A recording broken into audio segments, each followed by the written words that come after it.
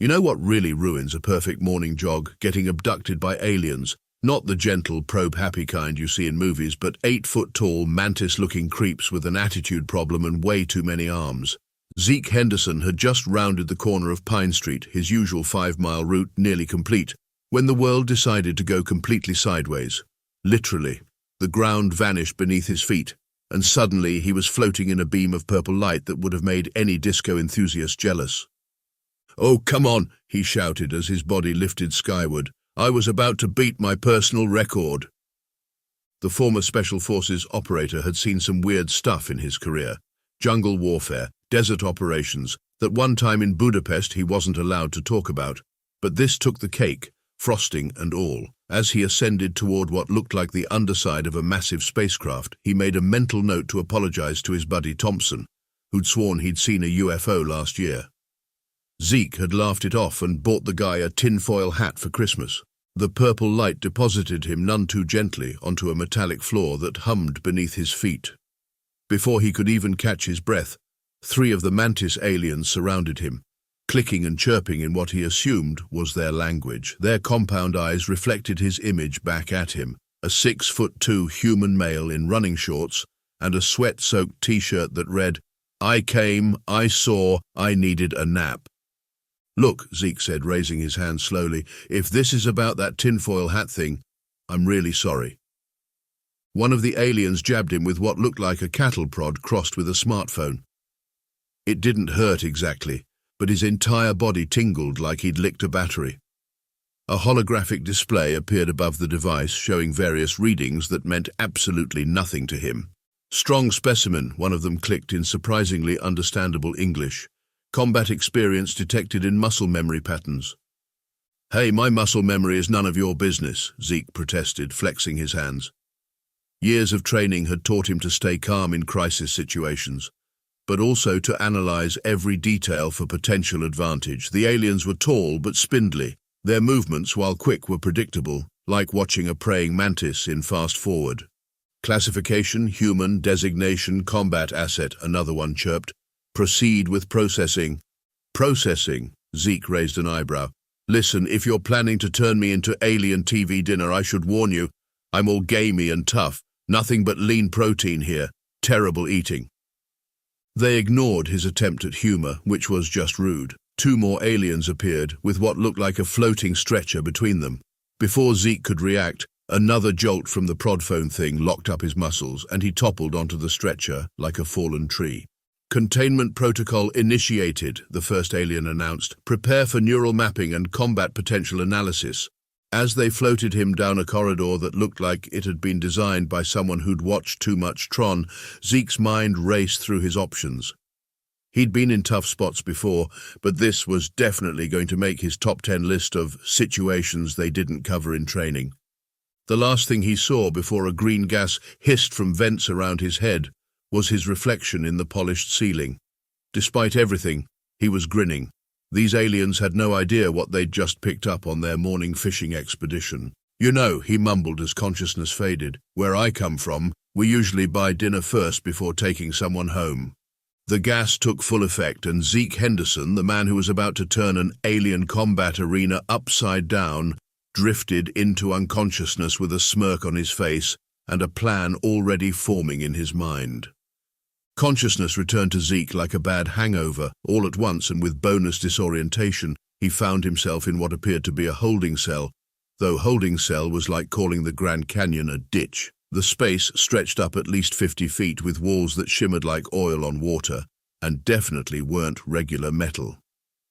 "Welcome to the Vraxian Combat Entertainment Network," boomed a voice that sounded like a game show host gargling gravel. "You have been selected for participation in the galaxy's premier gladiatorial experience." "Fantastic," Zeke muttered, sitting up on his bunk. "I always wanted to be on space WWE." The cell's front wall suddenly turned transparent, revealing a view that made him forget about his splitting headache.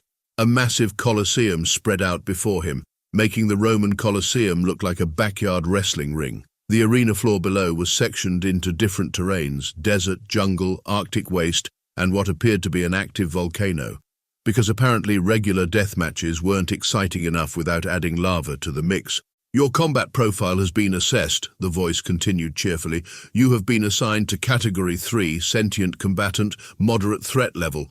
Moderate, Zeke stood up, offended. I'll have you know, I once took down an entire drug cartel with nothing but a rubber band and a bad attitude. A holographic display materialized in front of him, showing what looked like a betting sheet.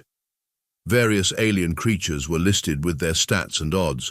Some he recognized from sci-fi movies, others looked like what you'd get if you asked a 3-year-old to draw their nightmares. Movement caught his eye in the neighboring cells. To his left was something that looked like a cross between a tiger and an octopus, all tentacles and teeth. It noticed his attention and raised what might have been a middle tentacle at him. Right back at you, calamari, Zeke nodded respectfully. To his right was a being that appeared to be made entirely of crystalline structures, glowing softly in different colors. It turned toward him and produced a sound like wind chimes in a hurricane. Sorry, friend, I left my crystal to English dictionary in my other running shorts. The arena below suddenly lit up with energy barriers, and Zeke got his first look at what the Vraxians considered monsters. A massive creature that seemed to be mostly mouth and claws was facing off against something that looked like it had escaped from a geometry textbook's worst nightmares. The fight was quick, brutal, and ended with one competitor definitely not walking away. All new combatants, observe orientation proceedings, the announcer voice boomed.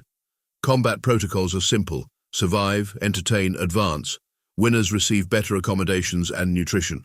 Losers receive medical attention if salvageable. Top performers may earn freedom through audience acclaim. Let me guess, Zeke called out to no one in particular, you're not big on workers' unions around here? A holoscreen appeared in his cell, displaying various weapons and their associated point values. Everything from simple blades to what appeared to be antimatter projectile launchers was listed. The scoring system seemed to favor dramatic fights over quick kills, with bonus points for creative weapon combinations. Upcoming match, Cell Block C Combat Round 1. Competitors will be notified of selection 10 minutes prior to entry. Zeke watched as maintenance drones cleaned the arena below, their efficiency suggesting they got plenty of practice. The tiger octopus next door was doing something that looked like stretching, while the crystal being had started humming at a frequency that made Zeke's teeth vibrate. Current house favorites, a new hologram announced, displaying the top-ranked fighters. Most looked like they'd been designed by committee, each more horrific than the last. But what caught Zeke's attention was their designated threat levels: extreme, apocalyptic, planet killer. He glanced back at his own classification, moderate. Well, he cracked his knuckles, a grin spreading across his face. Someone clearly didn't read my performance reviews from the service. Guess we'll have to show these folks why humans got banned from intergalactic paintball tournaments. The lights in his cell pulsed once and a countdown appeared. 10 o'clock minutes until combat selection. Zeke started his warm-up routine, the same one he'd done before every mission. As he stretched, he caught his reflection in the shimmering wall. The smirk was still there, but now it had company.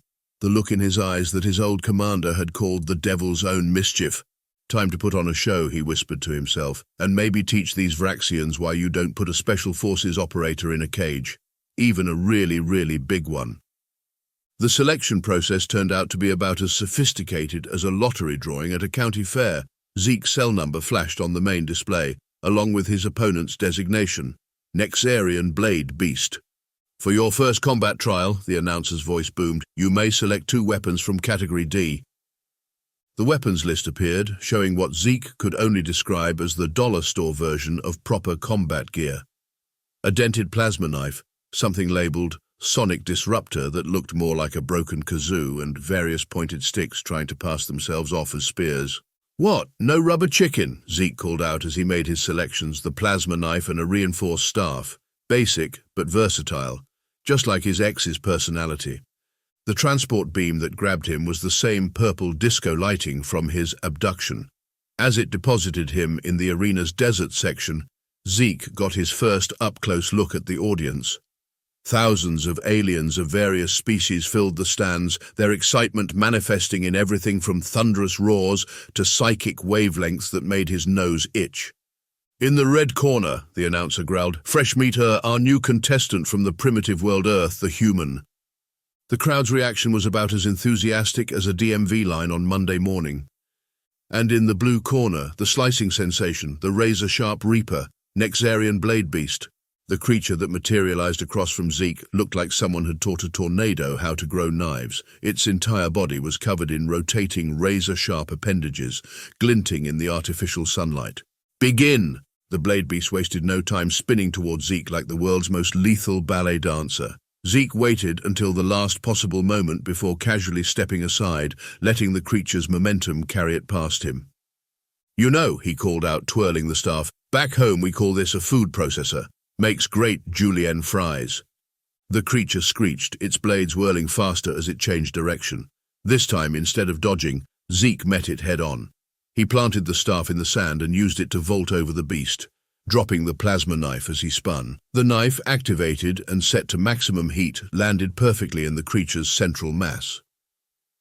The resulting explosion of superheated alien anatomy was both spectacular and slightly gross.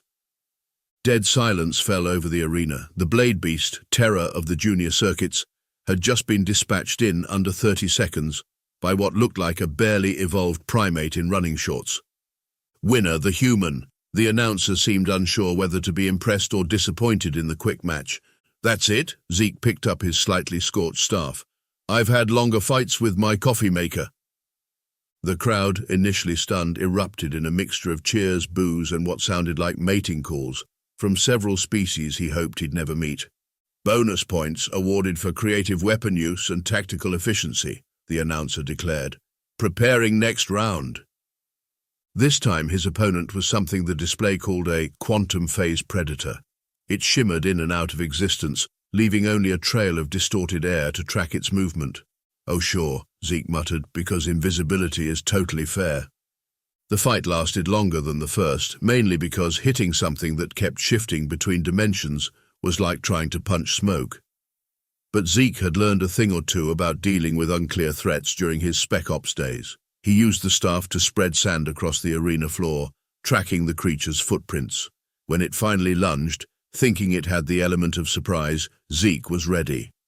The resulting takedown involved 3 dimensions, possibly a 4th, and ended with the phase predator thoroughly visible and thoroughly unconscious. By his 5th match, the crowd had changed their tune. They'd started chanting, who man," between bouts. The betting odds on his matches had shifted dramatically, and he'd been upgraded from moderate to severe threat level. "The primitive specimen continues to surpass expectations," he overheard one of the Vraxian handlers saying. "Perhaps we should accelerate his progression to higher-tier opponents." "You guys really know how to make a girl feel special," Zeke quipped as they transported him back to his cell, which had been upgraded to include actual furniture and what passed for a shower. The tiger octopus next door gave him what might have been a tentacle thumbs up. The crystal being had started glowing in patterns that matched the human chant timing. As Zeke cleaned alien gore off his staff, he caught sight of his next match designation on the display board. The crowd's excitement reached fever pitch as they read the name: Planetary Extinction Entity Alpha. "Well," he grinned, cracking his neck, "at least they're not underestimating me anymore." In the VIP section, a group of Vraxian officials huddled around their monitoring equipment, trying to understand how their primitive specimen had managed to turn their carefully calculated combat algorithms into a joke. They had no way of knowing that they'd just given a highly trained human operator exactly what he needed: an audience, a purpose, and most importantly, a chance to show the galaxy why you should never bet against someone crazy enough to join Special Forces in the first place. Planetary Extinction Entity Alpha turned out to be a bit of an oversell. Sure, it was big, about the size of a small office building, and yes, it did have the ability to manipulate gravity, but Zeke had dealt with worse, like that time his printer jammed 5 minutes before a mission briefing.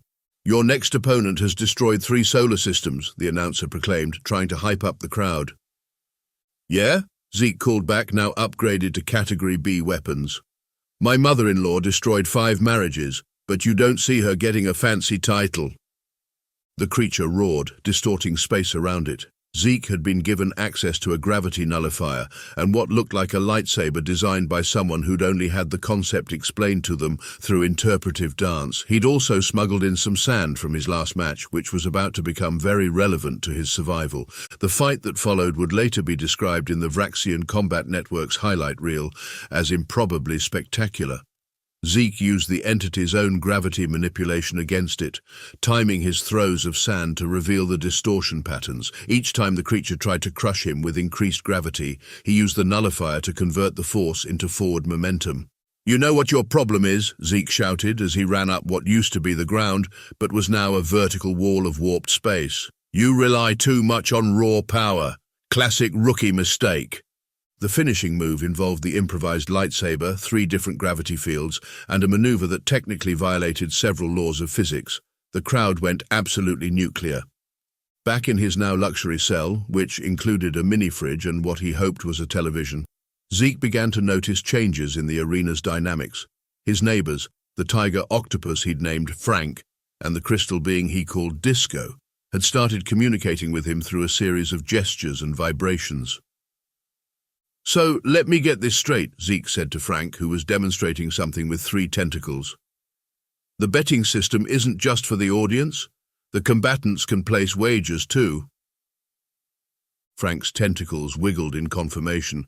"And the house takes a bigger cut from the spectators than the fighters," Zeke mused, watching the odds board cycle through upcoming matches. "Which means—" Disco chimed in with a series of crystalline notes that somehow conveyed both agreement and cunning. Over the next few matches, Zeke's strategy evolved. He started paying attention not just to his opponents, but to the betting patterns. He noticed how certain moves got bigger reactions, how timing affected the odds, and most importantly, how the Vraxians handled their money. His next opponent was something called a quantum entropy swarm, a cloud of microscopic robots that could disassemble matter at the atomic level. The weapon selection included an EMP generator that looked about as reliable as a calculator running on potato power. "Before we start," Zeke announced to the crowd, "anyone want to place a few side bets? I'm thinking 3-1 on a win under 5 minutes. The audience, now used to his antics, roared with approval. Money and various alien currencies started flowing through the betting system. What they didn't notice was how Frank and Disco were coordinating with their own cell blocks, placing smaller bets through multiple channels.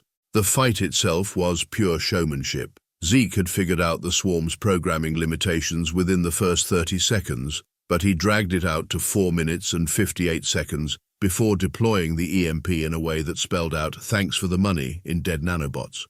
"Winner the human, new threat classification, extreme." The announcer's voice carried a note of concern now. The credits rolled in, distributed among various accounts that would be very difficult to trace back to specific cells. Zeke's little network was growing. The crystalline beings could communicate across vast distances through harmonic resonance. The tentacled species had a natural talent for mathematics and probability. Even the geometric horrors 2 levels down turned out to be excellent at analyzing patterns. Next opponent, Temporal Paradox Beast. The announcement came with a warning about possible timeline disruptions. "Really?" Zeke stretched, checking his new weapons loadout. "We're doing time travel now? What's next, tax audits?" But as he prepared for the match, his mind was working on something bigger than just survival. Every fight taught him more about the arena's systems. Every win brought new allies. Every bet placed helped build a pool of resources they might need later. The Vraxian guards never noticed how the prisoners had started moving differently during exercise periods, practicing formations disguised as random wandering. They didn't realize that the seemingly nonsensical betting patterns were actually coded messages passing between cell blocks. "Your popularity is unprecedented," one of the handlers told him during a pre-fight inspection. "You've risen faster than any combatant in arena history." "What can I say?" Zeke shrugged, palming a small device Frank had passed him during their last interaction. "I'm a people person." The temporal beast proved to be an interesting challenge. Fighting something that could exist at multiple points in time simultaneously required some creative thinking. Zeke ended up winning by convincing all 3 time versions of the creature to attack each other, creating what physicists would call a closed paradox loop, and what he called a really cool light show. As he returned to his cell that night, sporting a few new bruises and a significantly heavier credit account, Zeke caught sight of his reflection. The smirk was still there, but now it held a different kind of promise. The Vraxians had wanted entertainment. They were about to get the show of their lives. "Hey Frank," he called out to his neighbor, "remember that thing we discussed about the force field harmonics?" A tentacle wiggled affirmatively. I think it's time we started rehearsing for the finale. Everything changed during what should have been a routine match against something the Vraxians called a nightmare amalgamation. Zeke had been expecting another mindless beast, but what he got was a conversation that would flip his world upside down, more upside down, space upside down. Your fighting style, the creature said in perfect English as they circled each other, suggests formal military training, United States Special Forces if I'm not mistaken. Zeke nearly dropped his plasma lance. You're from Earth? Professor Charles Winston, Cambridge University. Well, what's left of me? The nightmare creature's multiple mouths moved in sync. The Vraxians are quite skilled at genetic modification. The crowd was getting restless, expecting blood. Zeke launched into a series of flashy but harmless attacks while maintaining conversation. So you're telling me, he ducked under a tentacle, that these monsters, most of us were scientists, soldiers, or explorers from various worlds, Winston confirmed, retaliating with a predictable strike. The Vraxians don't just capture warriors, they capture anyone who might give them an interesting show after transformation. Zeke's mind raced faster than a caffeinated cheetah, all those creatures he'd fought, Frank's mathematical genius, Disco's complex communication patterns. But why maintain our intelligence? Entertainment value, dear boy. An intelligent creature can learn, adapt, provide better sport, though you're the first to recognize what we truly are. Winston's form shifted, revealing more humanoid features beneath the horror. Most combatants are too busy trying to survive. They continued their choreographed dance, but Zeke's thoughts were already 10 steps ahead. He'd been building a network, gathering allies, but he'd had no idea just how valuable those connections were. Back in his cell, Zeke called an emergency meeting. Well, as much of a meeting as you can have through walls. Frank, he whispered, you weren't always an octopus tiger thing, were you? The creature's tentacles formed complex equations in the air, advanced theoretical physics. And Disco, Zeke turned to his crystalline neighbor. Those harmonics you use for communication, they match computer programming languages, don't they? The crystal being pulsed in a pattern that somehow managed to convey both confirmation and embarrassment. Right then, Zeke cracked his knuckles. New plan, Operation Prison Break is now Operation Reverse Monster Mash. Over the next few matches, every fight became an intelligence-gathering opportunity. Zeke started recognizing patterns, the way certain force fields fluctuated, how the transport systems worked, where the guards rotated. More importantly, he began identifying who among the monsters were transformed beings and who were actually just angry space fauna. The betting system became their secure communication network, binary code hidden in wage amounts, messages concealed in timing patterns. Disco's people could detect system vulnerabilities through their crystalline resonance. Frank's mathematical models predicted guard patrol patterns with scary accuracy. The main control hub, Winston had managed to tell him during their staged fight, it's beneath the VIP section. But the security... Leave that to me, Zeke had replied while pretending to body slam him. I've got some ideas that would make my old commanding officer either proud or apoplectic. The plan came together like a puzzle. If puzzle pieces were made of explosives and crazy schemes, each cell block had its role. The transformed beings who'd retained their technical knowledge would handle systems. The actual monsters, many of whom had developed a grudging respect for the crazy human who kept winning, would provide muscle. Tomorrow's match, the announcement system blared, the human versus the world ender. Really? Zeke called back. We're really sticking with these names. But his mind was elsewhere, running through the final checks. Frank had confirmed the weak points in the containment fields. Disco had mapped the entire facility's resonance patterns. Even the geometry nightmares had contributed, calculating exactly where structural damage would cause maximum chaos with minimum casualties.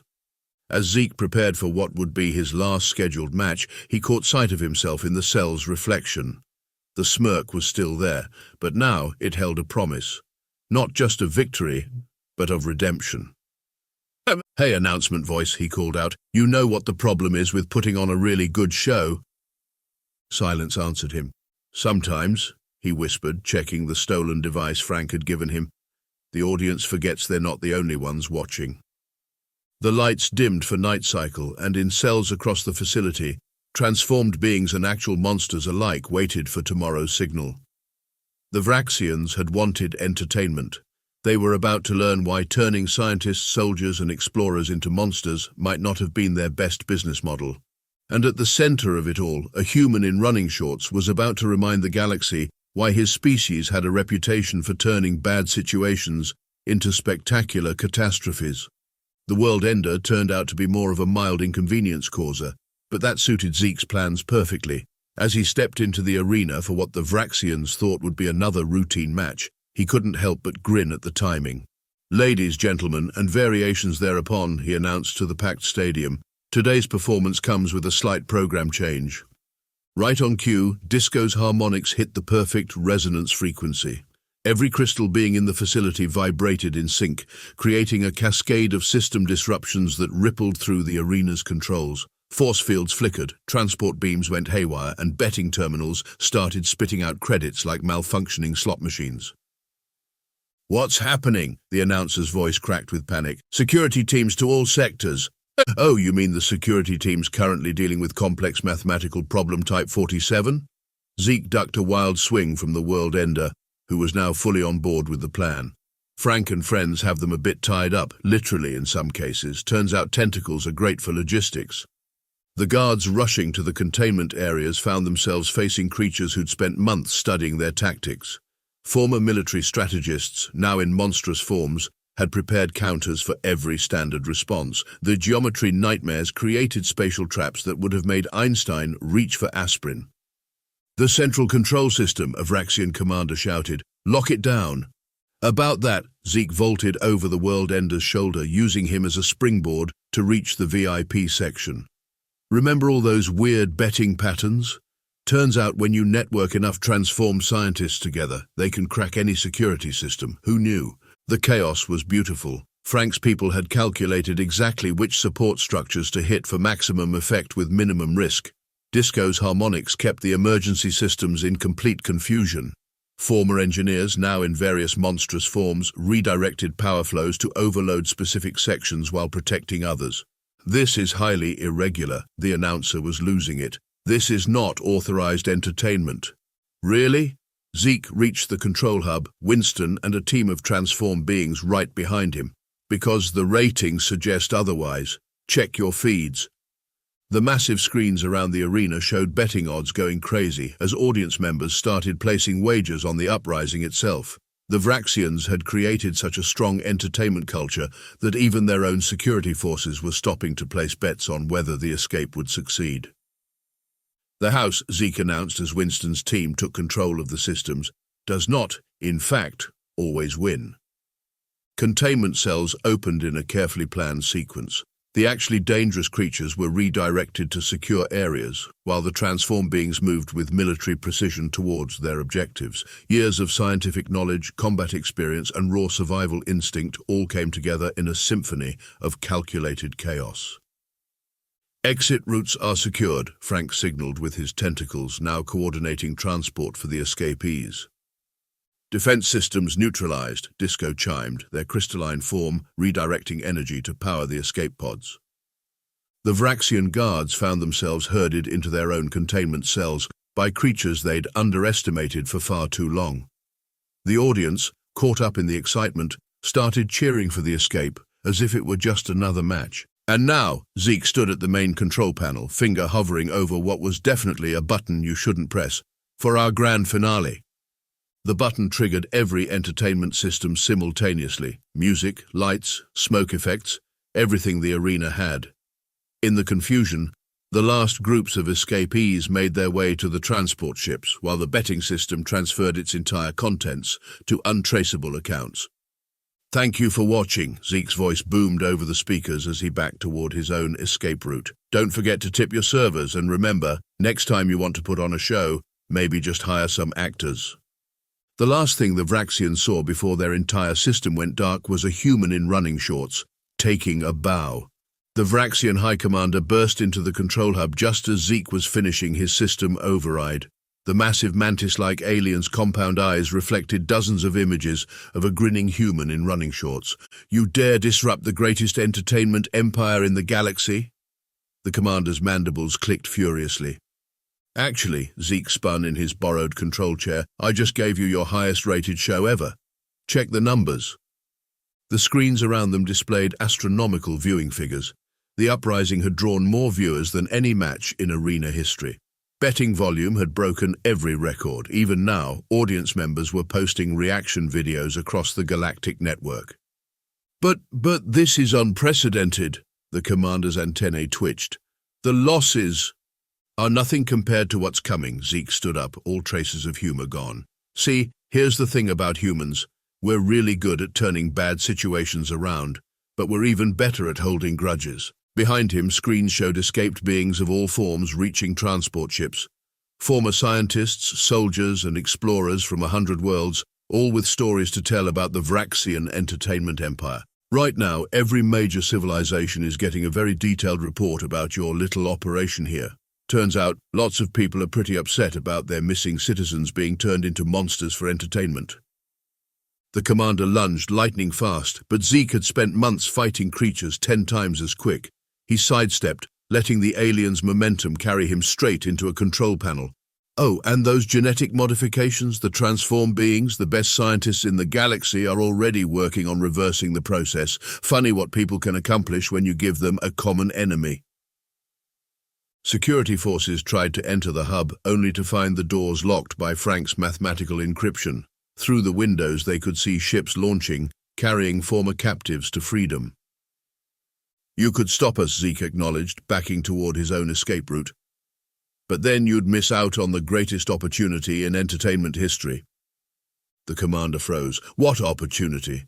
Think about it. The great arena liberation becomes your biggest show ever. You rebrand as the company that brought revolutionary change to combat sports. All those ratings, all that publicity. Understanding dawned in those compound eyes. The profits would dwarf anything you made from regular matches. Zeke's grin returned. Sometimes the best way to win is to lose spectacularly. His transport beam activated, courtesy of Disco's precise timing. As he began to dematerialize, Zeke couldn't resist one last line. Next season's going to be amazing. We're thinking Galactic Prison Break, the reality show. I'll have my agent call your agent. The last thing the Vraxians saw was that infamous smirk vanishing into the transport beam, while their entertainment empire transformed into something entirely new, just like their former captives. After all, the show must go on, just maybe not quite the way anyone expected.